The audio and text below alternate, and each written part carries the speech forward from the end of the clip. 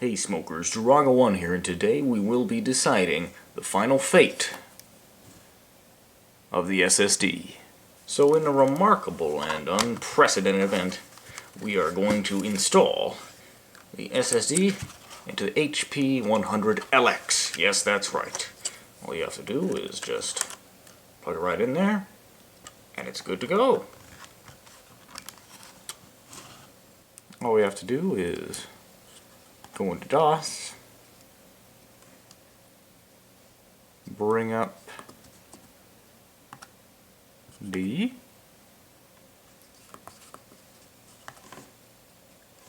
and there are our files. It works!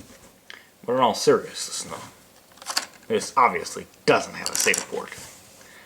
But that doesn't mean I didn't actually try to get an SSD working on this, or at least an SD card. Yeah, it actually was hopeful that I would be able to, get this working and actually have a PC card in here that would work with an SSD, but when I tried it, it didn't work. So I was going to make a video about this, but that happened. So I was close. Almost worked, but never mind. So anyway, what are we going to do with this? In a previous video, I mentioned that we would try to install this on my main computer and use it as sort of a drive that could be used for speeding up specific applications or putting certain pieces of software on it that I wanted to increase the performance of. And I wouldn't have to worry about it not working since it's going to be using modern SATA. So why don't we just go ahead and get this installed in my main computer? That's boring. So here's a rarely seen shot of my main computer's case. For those of you who are curious, it's got a power button here, hard disk load indicator here, headphone jack microphone, which I never use, two USB 2.0 ports, which are posing as 3.0 ports because the port on the motherboard isn't USB 3.0. Yeah, it's a 2012 motherboard. And of course we got our impossible to accidentally activate reset button. So, makes me feel like I'm in mission control or something. And of course, two optical drives, one slightly faster than the other. Both DVD burners, you know the drill. But before we can get anything done, we're gonna have to shut it down.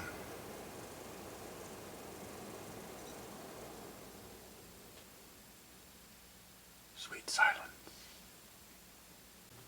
So what's probably going to happen at this point is going to be another one of those, oh, I'm sorry because the case is so dusty because I'm too lazy to clean it and it didn't come to mind until I actually started opening it, so sorry about that. Yeah, there's not really a good excuse for that, so I guess I'll have to say it anyway. I apologize. Oh, it's not that bad. Although it could be better. I could go over all the specs in my machine, like the i7-2600K, the GTX 660, 16 gigs of RAM. Not really important at this point in the video, since really all we're trying to do is install this. So before we can start, we have to figure out how cable management works in this case. Now, this is probably one of the most impressive cable management setups in any of my videos, because I suck at cable management, as you know. Now, before we can actually run any cables to where they're supposed to be, oftentimes, especially for the SATA cables, they need to run through the back of the case. My current drive bays are right here. This is the boot SSD, storage, and more storage. So where does this really fit in? Is it going to be right there? Can't really mount it on anything. It's pretty much going to have to be loose. So let's see what it looks like on the other side. So this is what the other side of the drive bays looks like. It's probably wondering, this is a little bit more distressing. SSD, storage, storage. Now, one thing about my power supply is it's not modular, so I can't just plug things in and out and whatnot. Actually, if I'm actually correct, these are the only SATA power connectors left in the case. So that means that the SSD is going to have to be connected somewhere in here, which is not really a big deal. In fact, it might just go right here. That would be pretty simple. Except when the panel goes back on here, it's going to hit this. So that's going to be a problem. So probably not right there. Before we can even start thinking about that, we need to make sure a SATA cable can reach. Hopefully this fresh cable is going to be long enough. Looks like it. So we'll feed the SATA cable through this quite pleasant orifice. And as we can see, it came out the other side. So it looks like I've used up the last of my SATA connectors on my motherboard. So this is the slack we have left. I overlooked this other SATA power connector here, and if we're lucky, we may be able to pull it right up here and have one SSD sit on top of another. So since it really doesn't matter whether this is upside down or not, I'll go ahead and plug it in. Hopefully that'll be the last time I do that. So now, may need to pull a couple strings, or wires rather. Push that in there. And although it's not a very secure place for it, it's in. Now it's pretty much impossible just to be able to see what is going on. It looks to me like the SSD is actually floating there in space, being pretty much perfectly suspended by the SATA cable and the SATA power connector there. The top of this is metal, so technically if this were to touch the top of this, you could have some shorting going on. Of course, we don't want that, and it's a very bad thing to happen. If we pitch this down a little bit, it's going to touch the top of the SSD, which is plastic and insulator.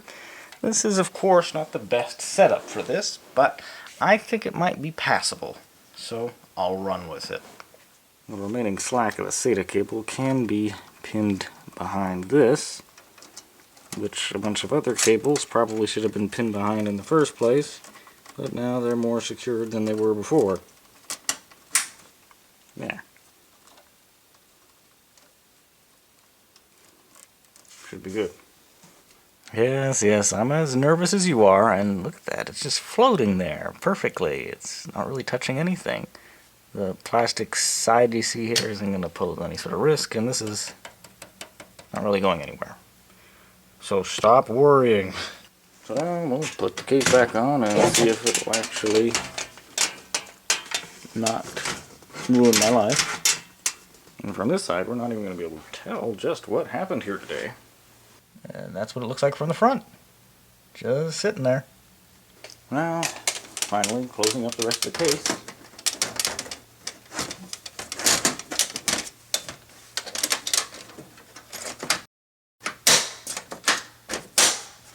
There we go.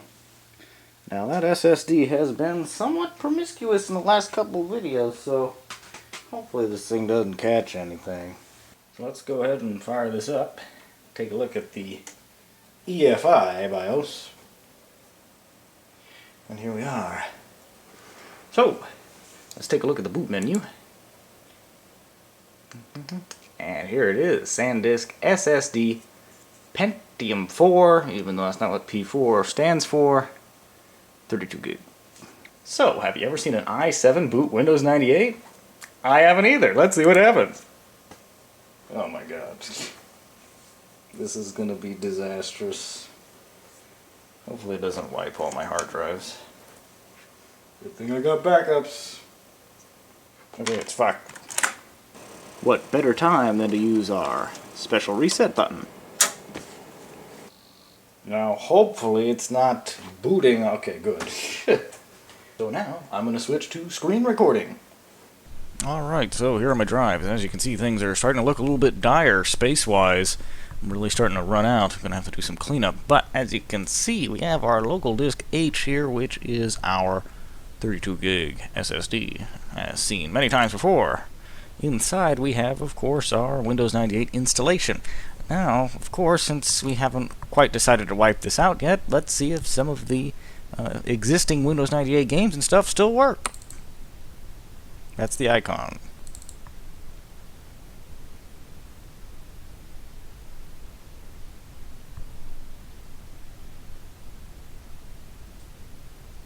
Gonna go with a no on that one. Wingnuts.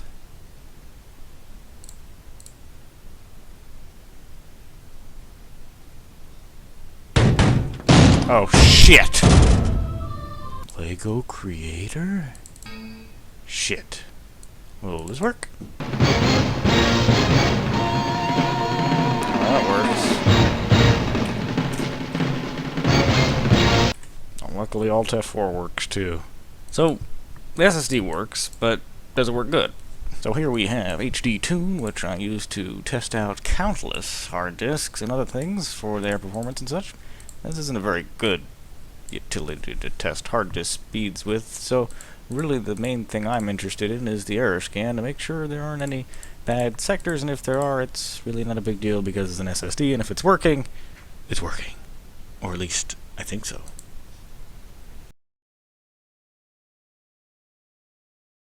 Alright, done. So it looks like it passed with flying color. Very good. Now, of course, the benchmark doesn't really do anything because we can just see transfer rates, but we can't see read and write rates. It just says access time, burst rate, CPU usage, average. Doesn't really tell us too much.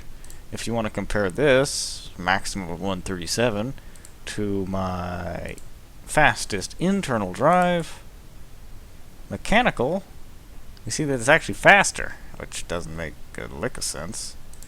But you gotta remember that that's on the higher speed SATA bus, so maybe I should have actually switched some SATA connectors in there around somewhere a little bit better. So it looks like swapping out the cables won't be necessary since this SSD only supports SATA 300. This is what it looks like for a SATA 600 supported drive to be plugged into a SATA 300 port. Still gonna run at SATA 300 speeds, and since this SSD, I guess you could say, would be quote-unquote slower than this because it doesn't support SATA 600, but the access time is going to be a lot better no matter what. This is our little benchmark here that shows the read and write speed, which is pretty good. So to take a look at some of the smart information on the drive, for those of you who are curious, the total host reads 49 gigs, total host writes 34, power on count 58, power on hours 12. The drive itself supports trim, so for those of you who are worried about the drive not cleaning itself out on older systems, or systems that don't support trim like Leopard and, well, Windows 98, it would still get it done on its own, slowly. And yes, I know one of my drives is getting sad. So the real question is, do I reformat this drive? It's so nice to have all this Windows 98 goodness here.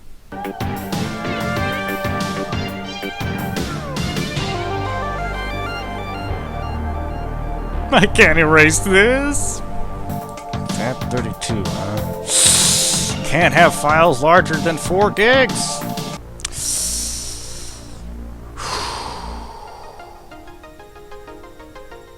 I got a backup with this.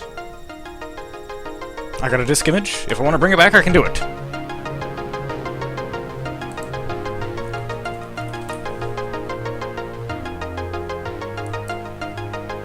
Now let's see if the music keeps playing while I format this.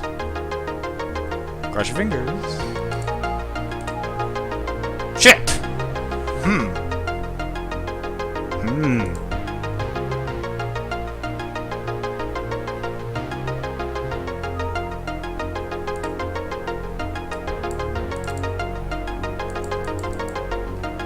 Last time we'll be able to hear this. Hey, it still plays back! Must have saved it in RAM. It's holding a steady 10.7 megabytes in RAM. Path. The system cannot find the file specified. Okay, now enough playing around. So first and foremost, take a look at our paging file information. Now, usually with 16 gigs of RAM, I'd have the paging file turned off. But sometimes I want to play Planetary Annihilation, which sometimes takes up to 30 gigabytes of RAM. Now, I'm not going to allocate 30 gigs into a paging file using up the whole SSD, but I will give it a little bit. Right now I have 5 gigs allocated on my mechanical drive here. I'm going to turn it off and turn on, let's say, a 10 gig? Nah, let's just keep it 5. Let's keep it 5. Make the maximum size be 10 giggers. There we are. Now, obviously, it's going to take the burden off of every other drive for a paging file. But, I mean, what else am I going to do with this thing? It's basically like 32 gigs of more RAM. Obviously, we'll have to restart the computer, so... And as you can see right here, the page file has already appeared, and it is about 5 gigs in size. Total paging size for all drives, 10 gigs.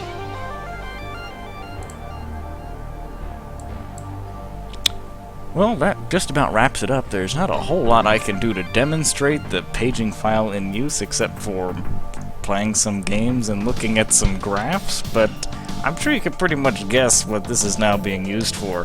Just another extra scratch drive that works as as virtual memory if needed. So I do thank you for watching. This is probably going to be one of the drier episodes of the whole computer series thing I got going on here. So hopefully this was enjoyable in some way. Didn't have a real lot to do. I told you guys it was going to be boring. So I'll see you next time, and thanks for watching.